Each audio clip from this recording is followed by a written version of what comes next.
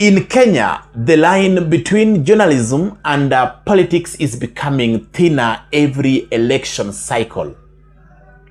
Today, many media personalities are no longer just reporting the news. They are slowly becoming political actors, influencers, kingmakers, and in some cases, future political candidates. And that could be the reason why Kileleshwa, member of County Assembly, Robert Alai, thinks that all journalists vying for political seats should resign from the media they are serving in 2 years before elections to ensure that the platform remains neutral for even their competitors. According to Alai, you can't have conflicted individuals holding the microphone. But here is the big question. Should journalists with political ambitions resign from their newsrooms before the 2027 general elections? Can journalists remain neutral while secretly preparing for a political seat? And what happens when the people trusted to inform the public begin using media platforms to build political popularity? And that is the reason why I would like us to unpack the uncomfortable truth about journalism, power, ethics, and politics in Kenya. Journalists are among the most influential people in society. They shape public opinion. They decide which stories trend. They influence political conversations. And in Kenya, televisions and radio personalities often become household names long before politicians do. That influence is powerful.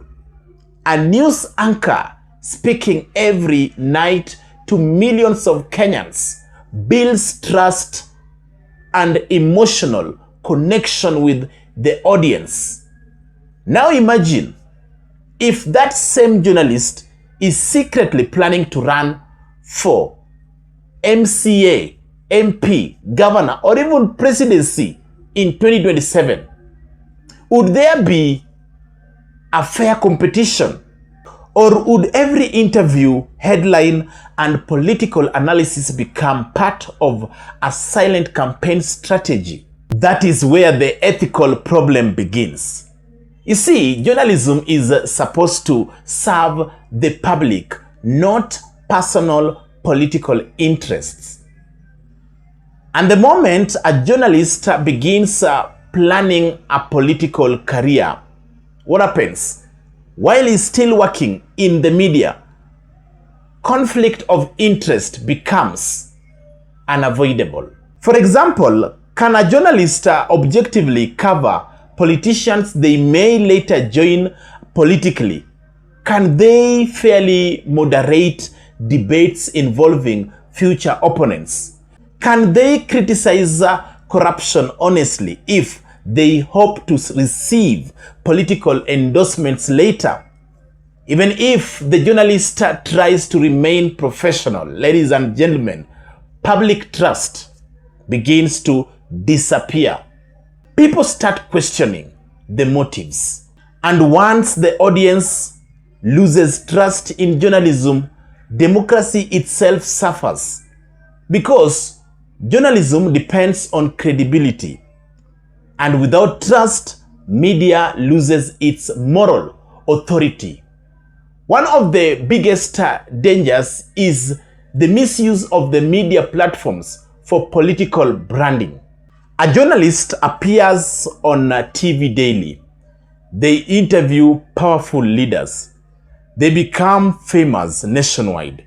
Then suddenly, close to elections, they announce political ambitions. Many Kenyans begin asking, was the newsroom being used to build a political image all along? That becomes unfair competition. Ordinary citizens do not have access to primetime television every evening, but journalists do. And if media houses allow politically ambitious journalists to remain on air, the newsroom risks becoming an indirect campaign platform that damages both journalism and democracy. Ladies and gentlemen, in many democracies around the world, journalists are expected to resign once they decide to join politics. Why? Because journalism and politics require different loyalties. A journalist must serve truth. A politician must serve political interests and party agendas. Those two worlds eventually collide. Even here in Kenya, media ethics demand impartiality and independence. A journalist cannot claim neutrality while actively building political network behind the scenes. Resigning early allows transparency. It gives the public clarity. It protects the integrity of the profession. Now, some people argue that journalists have constitutional rights like every other Kenyan citizens rather. And that is true. Journalists are free to seek political offices. They are citizens. But the issue is not whether journalists should join politics. The issue here is timing and ethics. If a journalist wants to become a politician, there is nothing wrong with that. The public deserves honesty, not hidden ambitions. And as Kenya approaches the 2027 elections, media houses should establish clear policies. Any journalist with the political ambitions should step aside early enough, not 1 month before nominations, not after years of political visibility on television, but immediately once political intentions become serious. This would protect media credibility, prevent conflicts of interest, ensure fair political competition, restore public trust in journalism.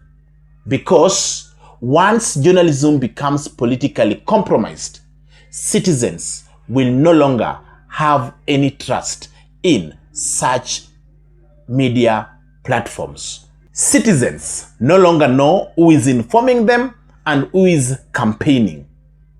Journalism is one of the pillars of democracy. Politics is also part of democracy. But when the two mix without boundaries, public trust becomes the casualty.